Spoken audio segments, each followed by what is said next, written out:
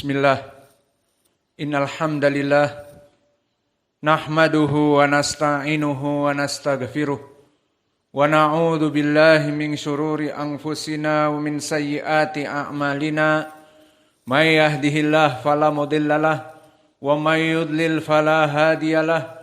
Wa asyhadu an la ilaha illallah wahdahu la syarikalah wa asyhadu anna Muhammadan abduhu wa rasuluh. Ya ayyuhalladzina amanu taqullaha haqqa tuqatih wa la tamutunna illa wa antum muslimun. Ya ayyuhan nasu taqu rabbakumul ladzi khalaqakum min nafsin wahidah wa khalaqa minha zawjaha wa batha minhuma rijalan katsiran wa nisaa wattaqullaha alladzi tasaaluna bihi wal arham innallaha kana 'alaikum raqiba. Ya ayyuhalladzina amanu taqullaha wa qulu qawlan sadida yuslih lakum a'malakum wa yaghfir lakum dzunubakum wa may yuti'illaha wa rasulahu faqad faza fawzan 'azima. Amma ba'd. Alhamdulillah, pada kesempatan di hari yang mulia, di hari Jum'ah, kita bisa berkumpul di Masjid Imam Muqbil Al-Wadi'i di Darmasraya, Sumatera Barat. Maka pada kesempatan khutbah ini kita merujuk bagaimana lifestyle, gaya hidup Nabi Muhammad sallallahu alaihi wa ala alihi wasallam di bulan Ramadan. Dan permasalahan ini berlandaskan dari ucapan Allah Jalla wa Ala, laqad kana lakum fi Rasulillah uswatun hasanah liman kana yarjullah wal yaumal akhir. Bahwa telah ada pada Nabi Muhammadin sallallahu alaihi wa ala alihi wasallam uswatun hasanah, yakni suatu suri tauladan, suatu contoh yang baik dari Nabi Muhammad sallallahu alaihi wa ala alihi wasallam bagi mereka orang yang beriman kepada Allah dan kepada hari akhir. Maka berlandaskan dari ayat ini, setiap kaum muslimin yang mencintai nabinya Muhammad sallallahu alaihi wa ala alihi wasallam, maka dia akan mempelajari bagaimana kehidupan Nabi, bagaimana sirahnya Nabi, bagaimana lifestyle Nabi. Dan khususnya kita di bulan Ramadan yang mulia ini, bagaimana dulu Nabi di bulan Ramadan. Maka dari lifestyle, gaya hidup Nabi Muhammad sallallahu alaihi wa ala alihi wasallam di bulan Ramadan, pertama, Nabi Muhammad sallallahu alaihi wa ala alihi wasallam terutama di bulan Ramadan sangat banyak berinfak, sangat banyak bersedekah, dan dia menjadi orang yang paling baik di saat bulan Ramadan. Dan pendalilannya seperti hadis yang diriwayatkan oleh Imam Al-Bukhari dari Abi Hurairah.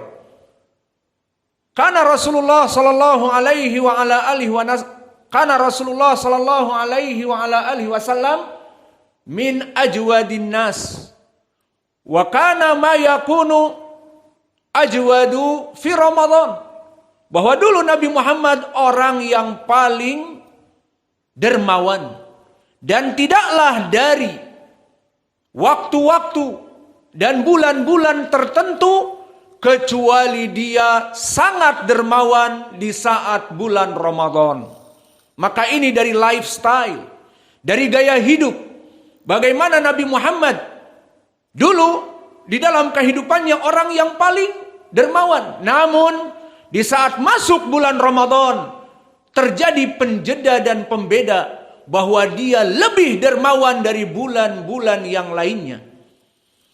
Maka oleh sebab itu, barang siapa yang ingin menjadikan Nabi sebagai suri tauladan, maka lifestyle Nabi di bulan Ramadan, dia menjadi orang yang lebih dermawan dari bulan-bulan yang lainnya.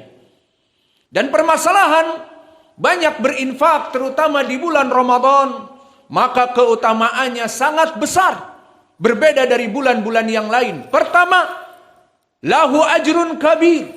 Maka orang yang menginfakkan di bulan Ramadan terutama memberikan takjil kepada orang-orang yang berpuasa, telah datang nas yang khusus mendapatkan pahala yang sangat besar. Seperti hadis yang datang dari dua sahabat, pertama dari Zaid ibnu Khalid al-Juhani, yang meskipun di sanadnya ada Atha ibnu Abi Rabah dari Zaid, disebutkan oleh Ali ibnu Madini tidak mendengar, sanadnya munqati', maka telah datang juga hadis yang kedua dari Abi Hurairah, dan di sanadnya ada Ibnu Juraij dari Maula Tau'amah dari Abi Hurairah. Maka Ibnu Juraij mudallis, meriwayatkan dengan an-anah. Dari dua jalan ini bisa naik paling sedikit kepada saduq ataupun hasan li ghairi. Maka berkata Rasulullah sallallahu alaihi wa ala alihi wasallam dari dua hadis ini, man fattara shaiman falahu mithlu ajri as-saimi la yanqusu min ujurihim syai'a. Barang siapa yang menginfakkan untuk mereka orang-orang yang berpuasa, membeli makanan untuk berbuka puasa, membuat acara buka puasa bersama, memberikan kepada orang-orang yang berpuasa untuk berbuka, maka pada saat itu dia mendapatkan pahala bagaikan orang yang berpuasa tanpa dikurangi dari puasanya. Maka perlu diketahui ya ibadallah, keutamaan di sini adalah dia mendapatkan pahala bagaikan orang yang berpuasa. Dan orang yang berpuasa telah kita bahas di keutamaan berpuasa di hadis muttafaqun alaih dari Abi Hurairah, bahwa berkata Rasulullah, berkata Allah Jalla wa Ala di hadis qudsi, as-saumu li wa ana ajzi bih, yada' ta'amahu wa syarabahu wa syahwatahu li ajli wa ana ajzi bih. Maka maknanya bahwa puasa itu, kata Allah, pahalanya sangat agung di sisiku, karena dia menjauhi makanan lapar, dan menjauhi minuman haus, dan menjauhi istrinya di siang bulan Ramadan untukku, kata Allah. Maka aku yang akan memberikan pahala di sisiku untuk orang yang berpuasa khusus ini. Maka di sini pahala orang yang berpuasa disebutkan di dalam hadis ini berbeda dengan pahala yang lain. Di mana di hadis Abi Hurairah disebutkan bahwa ibadah seseorang diketahui pahalanya, seperti sholat, seperti ibadah yang lainnya, bisa menjadi mudha'af 2 kali lipat, atau 10 kali lipat, atau sab'umi'ati dhi'fin 700 kali lipat. Namun orang yang berpuasa, as-saumu li wa ana ajzi bih, kata Allah, maka puasa itu agung di sisiku dan pahalanya ada di sisiku. Maka bagaimana orang yang menginfakkan hanya memberikan 20.000 agar orang ini bisa berbuka puasa, atau memberikan jumlah agar berpuasa bersama, maka setiap orang akan mendapatkan pahala dari orang-orang yang berpuasa. Maka memberikan infak kepada orang-orang yang berpuasa untuk berbuka, 10 orang, 20 orang, berapa dia mendapatkan pahala yang besar. Maka inilah dari keutamaan di bulan ini. Maka Nabi dulu disebutkan, tidaklah Nabi menjadikan pembeda kecuali pada bulan Ramadan, orang yang paling baik dari bulan-bulan yang lain. Maka ini lifestyle yang pertama, dan keutamaannya tadi mendapatkan pahala yang besar, dan di sisi lain dari segi dunia, orang yang menginfakkan di bulan Ramadan dan yang lainnya akan mendapatkan pahala yang besar tadi pembahasannya, dan juga rizki yang melimpah. Min asbab, dari penyebab jaya raya, kaya raya. Karena Allah telah berfirman, wa ma anfaqtu min syai'in fahuwa yukhlifuhu wa huwa khairur raziqin. Maka barang siapa di antara kalian menginfakkan untuk Allah, memberikan kepada orang untuk berbuka puasa, ataupun menginfakkan untuk dakwah, menginfakkan dengan tenaga, dengan pemikiran, dengan pengajaran, dan dengan uang untuk kemaslahatan dakwah, maka fahuwa yukhlifuhu, Allah pasti akan membalasnya. Wa huwa khairur raziqin, jika Allah yang membalas, maka dia infakkan 1 juta 1 bulan, Allah yang membalas. Bisa jadi Allah membayarnya dengan miliaran, dengan ratusan juta, berbeda dengan manusia. Maka jika Allah yang membalas, kita akan menjadi kaya raya dan jaya raya. Dan begitu pun di dalam hadis disebutkan, hadis yang diriwayatkan oleh Imam Muslim dari Abi Hurairah, "Yabna Adam, unfik alaik. Yabna Adam, unfik alaik." Maka wahai Bani Adam, sedekahkanlah. Unfik alaik, kata Allah, aku akan mencukupi bersedekah kepadamu. Maka Allah Jalla wa'ala, yang maha kaya, yang menciptakan langit dan bumi, yang maha kuat rizkinya, huwa razzaqu dzul quwwatil matin, kata Allah, bahwa Allah itu maha kuat pemberian rizkinya. Jika dia mengatakan, wahai Bani Adam, bersedekahlah, aku pasti akan memberikan sedekah kepadamu. Dijamin sedekahnya oleh Allah. Jika kita berpegang hanya kepada manusia, seperti kita meminta kepada kedua orang tua kita, ada waktu dan masa kapan orang tua kita tidak mampu memberikan kepada kita lagi, atau keduanya meninggal. Maka jika Allah menjanjikan, aku yang akan menginfakkan kepadamu, siapa yang akan menghalangi? Dan siapa yang akan bisa menghitung dari infak Allah yang lebih over and over again atas kebaikan yang kita berikan dari sedekah? Maka di dalam hadis juga yang muttafaqun alaih dari Abi Hurairah, dari sebab kejayaan orang yang menginfakkan di jalan Allah, Allah mengutus 2 malaikat, yang mana 2 malaikat ini akan mendoakan setiap hari dan setiap petang. Kepada orang-orang yang menginfakkan, diutus malaikat mendoakan, ya Rabb, Allahumma i'ti munfiqan khalafan. Wahai Allah, berikan orang-orang yang menginfakkan harta itu balasan yang besar di dunia sebelum di hari akhirat. Didoakan oleh malaikat.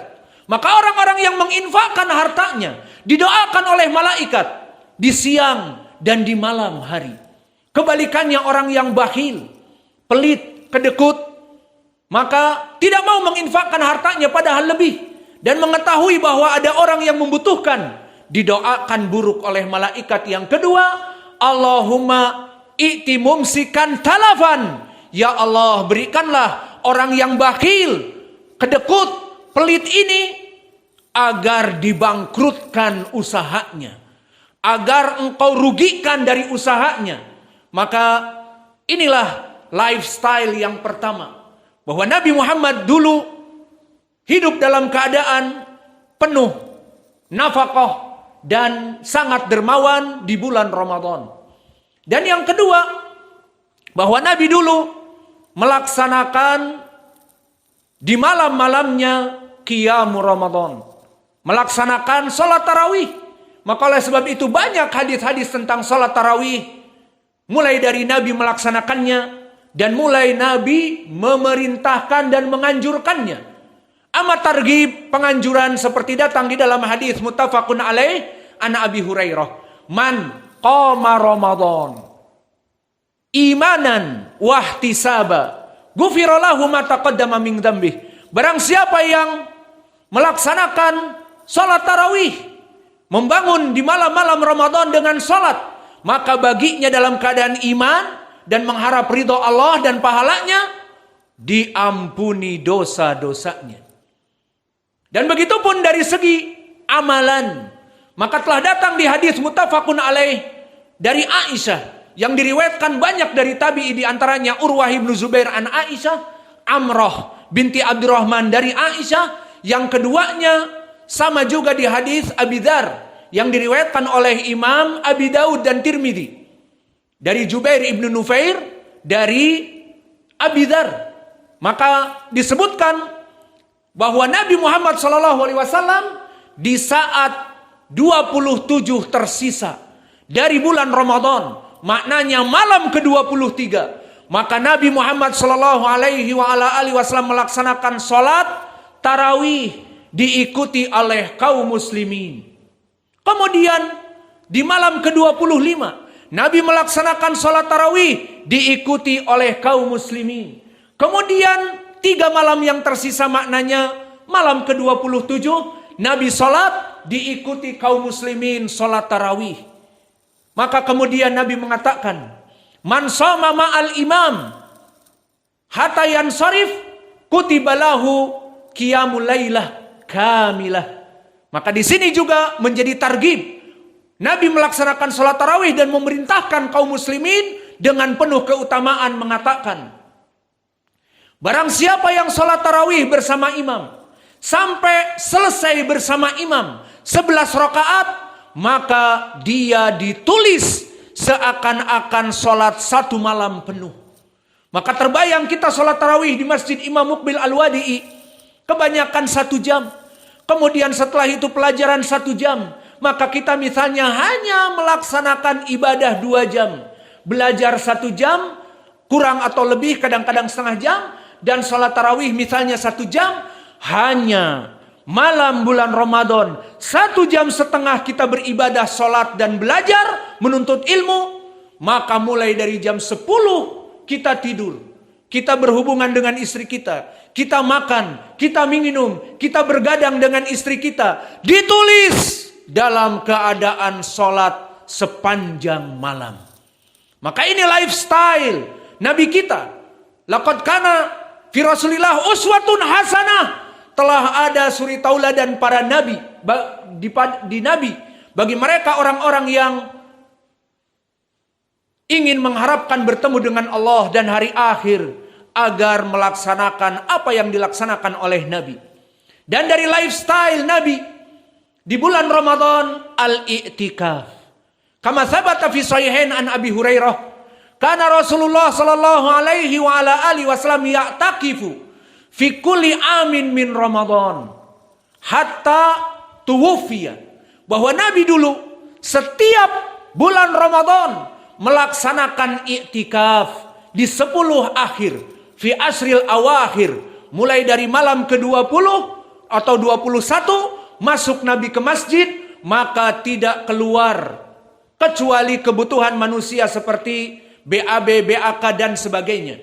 Maka ini dari lifestyle Nabi Muhammad yang bisa dijadikan sebagai suri tauladan bagi kita, agar kita mengikuti kehidupan beliau, mengikuti lifestyle gaya hidup beliau di bulan Ramadan ini. Astaghfirullahaladzim wa atubu ilaih fastaghfiruh innallaha